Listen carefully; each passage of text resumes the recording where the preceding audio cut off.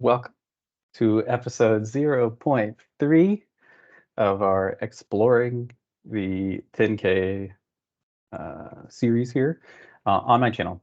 Today, I'm going to talk through the second parts of item number 1 in the 10K about risk factors and cybersecurity issues. The, the biggest thing to talk about here is, have you ever wondered when you buy a stock what kind of problems the company could have? Well, the good news is they're right there. Companies are required to report these risk factors in their 10K, which means that right on the face of the 10K, you can find management's estimation of potential problems that they're going to have associated with their business.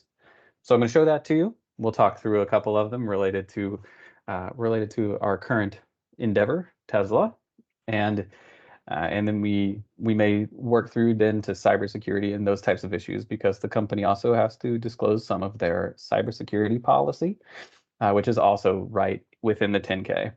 So let's take a look. I will share, and off we will head. All right.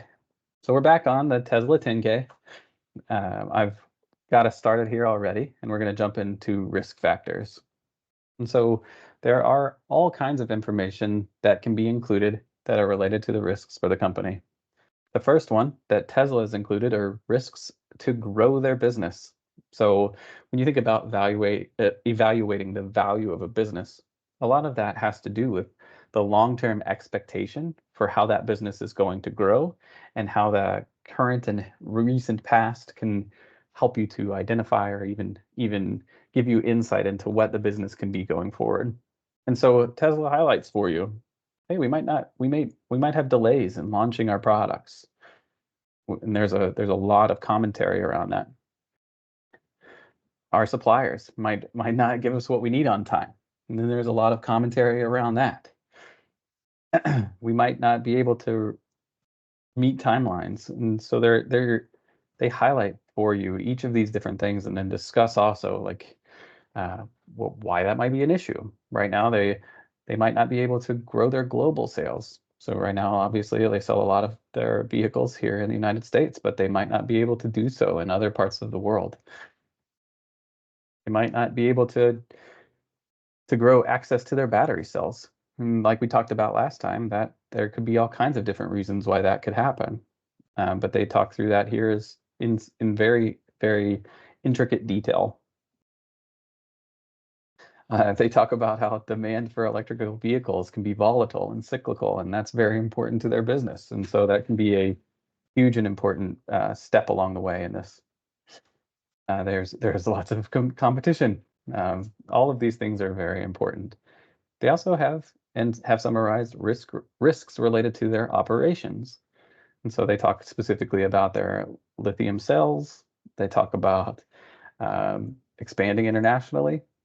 They talk about like problems with the product, like features and defects. And so if you think about an autopilot crash or something like that, that falls into this category. But they've summarized that right here for you.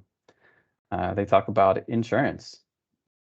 They talk about public credibility, and if there is some impact to their credibility in the public, they might not be able to continue to grow at the way that they've expected or to continue to maintain their operations in the way that they've expected.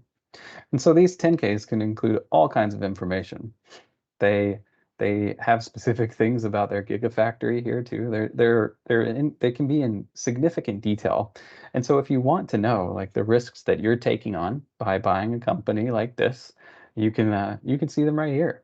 Depending on the services of Elon Musk, he has a very unusual name there as the CEO, but also the Techno King.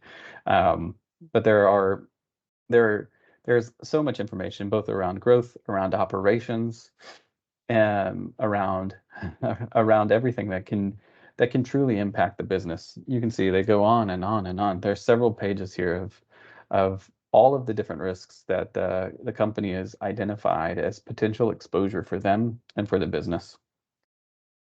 Um, the that also talks about government laws and regulations, and so those three main categories are the main categories that are included here.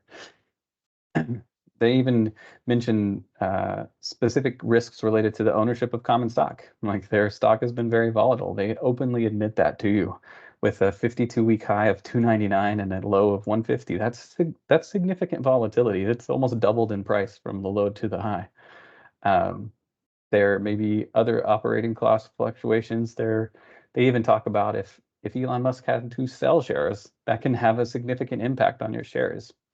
And so if you're looking for information associated with risks that you may be taking on by buying a share of Tesla stock, they lay it out for you right here.